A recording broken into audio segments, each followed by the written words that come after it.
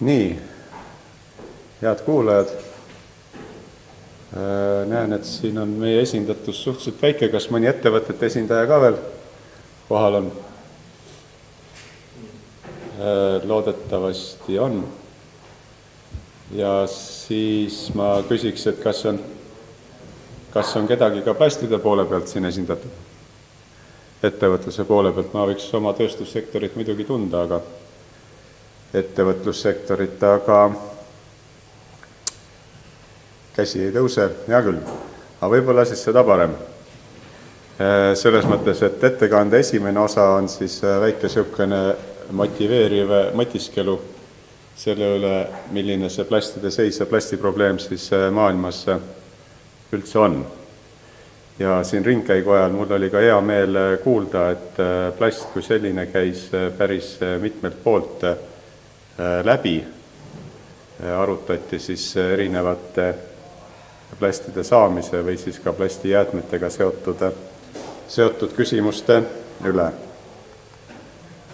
Ettekande teen siis väikse ülevaate sellest, mis on see praeguse plastide seis üldse maailmas.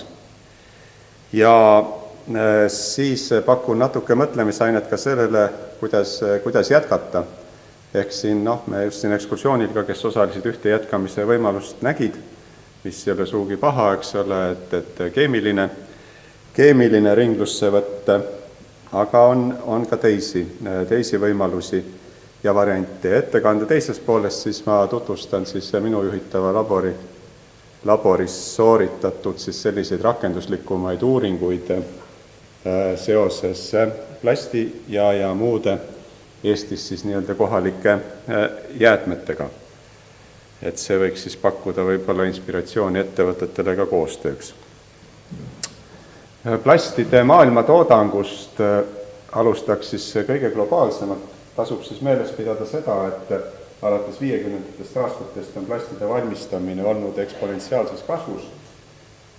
Praegu on see jõudnud siis kuskile 370 miljoni tonnini aastas ja Euroopa siis moodustab sellest umbes 1/6 kuskile 58 miljonit tonni on siis Euroopa plastinõudlus. No need on siin nüüd küll 2 aasta tagused numbrid. Ilmselt on see asi pigem kasvutrendis, kui koroonaaeg ei ole oma korrektuure teinud. Euroopa plastinõudlusest tuleb siis selgelt esile 6 juhtivat riiki, mis on siis valdavalt nii-öelda siis selle vana Euroopa liikmed, aga sinna piiri peale on jõudnud ka Poola ja teiste osakaal on siis juba tunduvalt väiksem. Ja meie oma siis kodumaa leiame siit õige nimekirja lõpus, kus siis eeldatav plastinõudlus Eestil võib olla seal 100 ja 200 000 tonni vahel aastas. Plastide kasutusvaldkonnad ja eluiga, et neid tasub koos käsitleda selles mõttes, et millises valdkonnas nagu oleks mõistlik jätkusuutliku kasutuse mõttes plaste kasutada. Kas siis sellises valdkonnas, kus hästi vastupidavad polüolefiniid näiteks materjalid, mis tuleb keskkonnas siis kesta 100 aastaid, nende eluiga on mõned nädalad kuni aasta, või siis kasutada neid sellises valdkonnas, kus nende mediaan eluiga jääb siis aastakümnetesse. Ehk praegu siis valdav tarbeplastide kasutus on siiski pakenditööstuse valdkonnas, jah. Aga õnneks siis järgnev valdkond on juba siis ehitus. Ehk siis pakenditööstus jääbki valdavalt siis sellesse valdkonda, kus kasulik eluiga jääb sinna mõnest nädalast võib-olla aastani. Ehitusvaldkonna on siis selline, kus see mediaan eluiga on seal kuskil 30-40 aastast ulatades seal 60 ja enam aastani. Ja ka autotööstus siis on selline, mille tooted on suhteliselt pika kasuliku elueaga. Ehk siis mõtteküsimus selline, et mida teha siis nende väärtuslike naftakeemia põhiste plastidega, mida veel mõnda aega ilmselt toodetakse, et kuhu need panna ja mida teha siis siiski pakendi valdkonnaga, ehk kas seal peaks kasutama plaste ja materjale, mille loomulik eluiga on lühem. Plastide staatus, selle kohta selliseid häid ülevaateanalüüse väga palju kirjandusest ei leiagi ja ilmselt on ka see veamäär suhteliselt suur. Aga siiski üks hinnang on selline, et kuskil 8,3 miljardit tonni plaste on siis läbi ajaloo toodetud. See ajalugu, nagu ma eelnevalt näitasin, algas valdavalt siis 50. aastatest eelmisel sajandil. Ja praeguseks on siis sellest 4,9 miljardit on ära visatud põhimõtteliselt. Siis natuke kasulikumad kohad on siis energiataaskasutus, kuskil 800 miljonit tonni ja siis taaskasutus 600 miljonit tonni. Ehk põhimõtteliselt alla 2 aasta praegusest plastitoodangust on siis tegelikult leidnud siis vähemalt selle hinnangu järgi mingisuguse kasuliku elu. Ja sellest siis veel teisele ringile on jõudnud ainult 100 miljonit. Ehk selles mõttes see pilt on suhteliselt kurb. Euroopa plasti eluringist, siin on nüüd natukene need slaidid sassi läinud, aga põhimõtteliselt see peaks siis olema aasta analüüs 2019, on siis kogutud kokku kuskil 29 miljonit tonni. Tuletan meelde siis, et see plasti aastane vajadus oli kuskil 58 miljonit tonni. Ehk pool siis sellest on kogutud, aga loomulikult osa plasti on veel ka kasulikus tarvituses. Sellest siis 42% on jõudnud energiataaskasutusse, ehk siis põhimõtteliselt põletatud kütusena. 32% on taaskasutatud ringlusse võetud materjalidena ja kuskil 25% on pandud prügilatesse.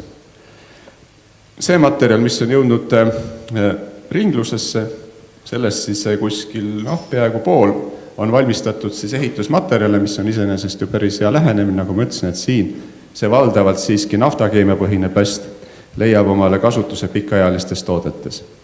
Järgmine on siiski pakendivaldkond, põllumajandus, tarbekaubad, transport, elektroonika. Trendid on siis praegu sellised, et nagu üldiselt on soovida, prügilatesse ladestamine langeb ja kasvab siis materjali ringlussevõtt ja energia taaskasutus.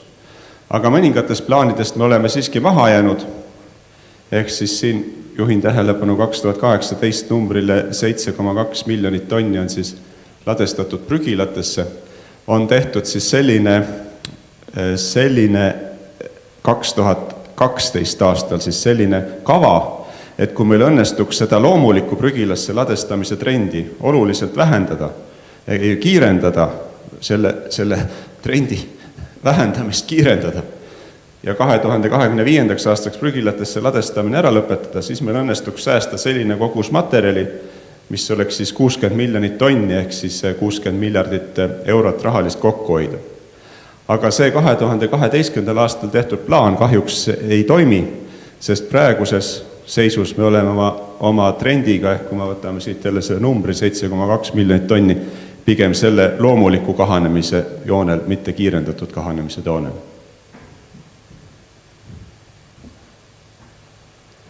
Eesti olukord selles taaskasutuses, üldine siis asukoht tarbijajärgsete jäätmete kasutuses siis on Eesti siin pigem siin esipoolel, ehk siis otse nende riikide järel, kus prügilatesse plasti ladestamine on seadusega keelatud. Ehk siin on siis Eesti asukoht, siit tuleb veel terve hulk. Roosa või on siis prügilad, see vahepealne osa on energiataaskasutus ja see on materjali ringlusse võtt. Ja pakendite koha peal on Eesti seis siin vähemalt siis selle tabeli järgi, mis on siis Euroopa plastiorganisatsiooni analüüs suhteliselt heal kohal, aga ma ise ütlen, et ma seda ei usu. Ehk Eestis ma lihtsalt ei näe nii palju ettevõtlust, mis plasti ringlusse võtaks. Siin on üksjagu, tundub siiski olevat selles asjas ka numeroloogiat. Aga mida edasi teha? Mida edasi teha? Ehk võime jätkata nii nagu praegu, plasti siis kontrollimatult tarbida, ehk siis tooraine saab varsti otsa, sest fossiilseid maavarasid, millest plast praegu valdavalt koosneb, võetakse maa seest välja 100 000 korda kiiremini, kui seda kunagi geoloogilistes protsessides tekkis. Ja keskkonnaprobleemid ainult süvenevad. Võiks öelda niisuguse hüpoteesi, et võetakse kasutusele piiramatud energiaallikad, siis põhimõtteliselt saaks teha ka seda, mida me siin ekskursiooni käigus tutvustati, et süsihappegaasist võib vabalika plasti teha, mis ei ole loomulikult paha, aga praegu on siis odavam siiski plasti teha siis naftast, kus on loodus juba need molekulid kokku pannud, mida siis inimene peaks energiat kulutades tegema. Aga kui me toodame valdavalt samasuguseid plaste nagu seni, siis keskkonnaprobleeme see ei lahenda. Ja praeguses vähemalt teadmiste tasemel siis kõige jätkusuutlikum variant oleks siiski olemasolevate materjalide ja jäätmete efektiivne ringlussevõtt ja jätkusuutlik materjaliringlus valdavalt läbi biopolümeride laiema kasutusele võtu. Bioplastide mõiste on nüüd selline teema, milles on tänapäeval järjest rohkem tuleb nüüd juurde igasugu hämamist, kuna on ärimehed aru saanud, et selle sõna juurdepanek oma tootele aitab siis seda turundada. Bioplastid põhimõtteliselt võib jagada siis kahte laia gruppi, on bioloogiliselt lagunevad ja bioloogiliselt mittelagunevad ja on biopõhised ja on mitte biopõhised plastid. Ehk põhimõtteliselt siis vana hea naftakeemia toodangu ja mitte bioloogiliselt laguneva me leiame siin, mis on siis valdav osa tarbeplastidest, aga naftakeemia põhiselt saab valmistada ka bioloogiliselt lagunevaid plaste, mis võiks siis nime järgi olla juba bioplastid. Naftakeemias tähendab ja samas siis vastupidiselt biopõhiselt saab valmistada neid samu vanu häid naftakeemia põhiseid plaste, mille bioloogiline lagunevus on sama halb kui hästi tuntud polüetüleenil ja polüpropüleenil. Ja siis on veel üks sektor, kus on siis bioplastid, mis on biopõhised ja bioloogiliselt lagunevad. Ehk bioplasti mõiste üksi tähendab siis üksjagu tegelikult erinevaid asju, mille puhul peab täpsustama, kas ta on bioloogiliselt lagunev ja on ta biopõhine. Bioplastide valdkond on, ütleme siis nii, et biopõhiste plastide osa maailma plastitoodangust või kasutusest moodustab kuskil 5,2%, aga sellest on siis valdav osa on nii-öelda vanamajanduse polümeerid, mis on siis suurem osa on naturaalne või looduslik kummi, siin käib veel linoleum ja erinevad tselluloosi tooted, derivaadid, kiud, mis on tselluloosi põhised. Siia alla ei käi paberitööstus. Ja siis on üks sektor, on siis nii-öelda uue majanduse plastid, kuhu alla käivad siis valdavalt sünteetilised biopolümeerid, tähendab, mis on siis monomeerid, on küll saadud bioloogilisest toormest, aga need on sünteetilise keemia produktid ja millest omakorda siis pool on biolagunevad ja teine pool või natuke üle poole on biolagunevad ja teine pool on siis mitte bioloogiliselt lagunev. Nii, aga nii palju siis sellist mõtlemisainet sissejuhatuseks, palju on materjale, palju on jäätmeid. Lühike ülevaade siis veel teises osas nüüd sellest, mis siis meie laboris tehakse. Ja läbi aastate on meil olnud siis üheks toormeks jäätmena põlekivi tuhk, mida siis kokku panna plasti jäätmetega. Siin on ka mõningad näited siis Eestis siis nendest mahtudest, ehk siis plastijäätmeid, kui selliseid ligikaudu siis kuskil 40-50 000 tonni ja plastpakendijäätmeid kuskil 30 000 tonni aastas. Need trendid on suhteliselt stabiilsed ja nende vastu siis põlevkivituhk, mida on siis oluliselt rohkem, seda ei pea siin ilmselt kohalviibijatele selgitama. Aga motivatsioon on selline, et plast vajab siis paljudel juhtudel mineraalset täiteainet, et tema teatavaid omadusi mõjutada, jäikus, soojusjuhtivus, tulekindlus ja loomulikult siis need täiteained alandavad ka materjali komposiidi omahinda. Ja eesmärgiks on siis selgitada, kui hästi suudab siis põlevkivituhk, erinevad tuhaliigid asendada valdavalt siis mineraalina kaevandatavat kaltsiumkarbonaati, mis on klassikaline plasti mineraalne täiteaine. Selleks oleme läbi viinud läbi ajaloo erinevaid uuringuid ja neid uuringuid toetab ka üks standard, mis siin eelnevalt käis ka juba tahvlist läbi, ehk siis põlevkivituhk ei ole Eestis enam jääde, vaid ta on defineeritud siis kui materjal, toode, mida kasutatakse plasti ühe komponendi täiteainena. Siin on ka kirjeldatud siis tema koostis, tema omadusi, ehk põhimõtteliselt siis on olemas standard, mis selle materjalina defineerib plastitööstuse jaoks. Erinevate meetmete toel, alates juba 2011. aastast oleme siis põlevkivi erinevaid tuhaliike uurinud, leidnud siis lendtuha puhul, et ta sobib polüetüleenfilmides, näiteks kiledes kriidi asendajaks, et ta sobib ka näiteks ekstrusiooni või survevalutoodetes kasutamiseks, et tema aluselised omadused otseselt toote kvaliteeti ei mõjuta, vähemalt uuritud rakendustes, ja et selleks, et siis parandada adhesiooni, siis selle plasti maatriksi ja põlevkivi osakeste vahel, on üldjuhul siis hea kasutada keemilisi sideaineid, mis siis neid omavahel paremini liidab ja seetõttu mehaanilisi omadusi ka parandab. Ja on leitud, et kiledes võiks siis kasutada nii, et see kile vormimine veel õnnestuks kuskil maksimaalselt 20% tuhka. Sarnane uuring on läbi viidud ka õlitööstuse tuhaga, millel on siis veel selline, võib seda isegi kasulikuks omaduseks pidada, et kuna ta sisaldab üksjagu tahma, siis ta annab ka tootele sellise ühtlustava tumeda värvi. Üldiselt, kui plastijäätmetega midagi nagu erivärvi plastijäätmetega midagi värvusosas muud ettevõtte ei anna, siis lisatakse sinna niikuinii tahma, mis siis selle toote kõik siis tumedaks muudab. Ja samamoodi on siis leitud, et ka see tuhk sobib hästi erinevate toodete valmistamiseks. Survevalus kuni 40% võib teda näiteks siis kasutada nii, et see protsess veel toimiks.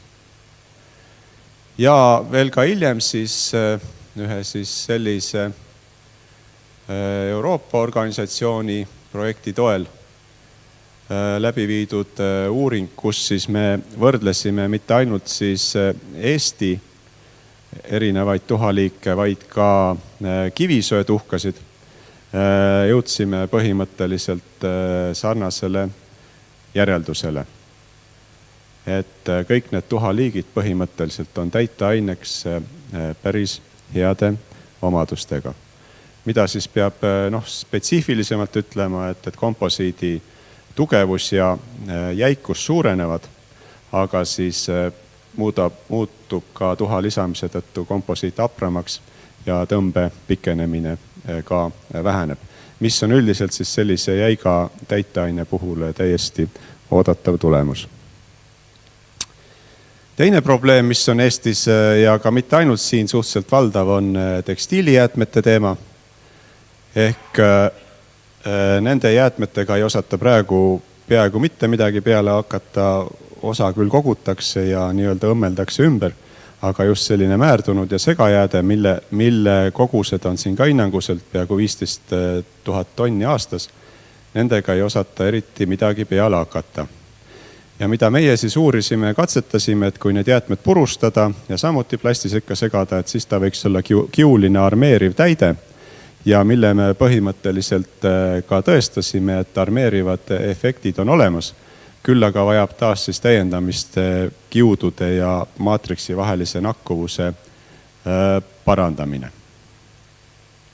Ja väga oluline on siis purustamise tehnoloogia arendamine selles võtmes, et need kiud oleksid mitte kimpudena seal plastmaatriksis, vaid nad oleksid üksikute kiududena lahutatud, ümbritsetud maatriksiga. Siis on nende tugedav või armeeriv efekt maksimaalne. Aga teine oluline teema, millega me tegeleme ja ma arvan, see on siis pigem nagu, kui see senine töö on pigem siis nende olemasolevate jäätmeprobleemide lahendamine, siis see on tulevikku suunatud teema, ehk see on siis seotud tselluloosipõhiste materjalidega. Ja nagu siin kirjas on, tselluloos on maailmas kõige enam levinud polümer. Biosfääris tekib aastas 90 gigatonni tselluloosi, kui plasti maailma toodang läbi ajaloo oli ligikaudu 9 gigatonni, eks ole, et iga aasta tekib seda tooret tegelikult 10 korda rohkem. Ja võiksime siin seada siis, muidugi ja võrdluses ka Eestis on see toore olemas suurtes kogustes ja selle väärindamine kohalik jääb oluliselt alla Põhjamaades tehtavale. Ja lisaks siis võiks seada sellise hüpoteesi, et kui me suudaks ka 2,3% väärindada sellest tselluloossest biomassist, mis aastas Eestis kogutakse, võiksime sellega asendada siis kogu Eesti plasti vajaduse, mis praktikas ei ole muidugi võimalik, aga lihtsalt toodud võrdlusena, et me ei hävita et selles olulist panust anda, me ei pea maha võtma hiiemetsasid ega hävitama muud moodi meie elukeskkonda, vaid juba sellest olemasolevast toormest ainult murdosa tegelikult oleks Eestile üksjagu suur plastiprobleemi lahendus. Tselluloos on tähendab materjal, mis siis võimaldaks Eestis ka materjali sõltumatust tagada ja mida võiks siis peale vastavat keemilist modifitseerimist kasutada ka termoplasse materjalina. Algsel kujul ta seda ei ole.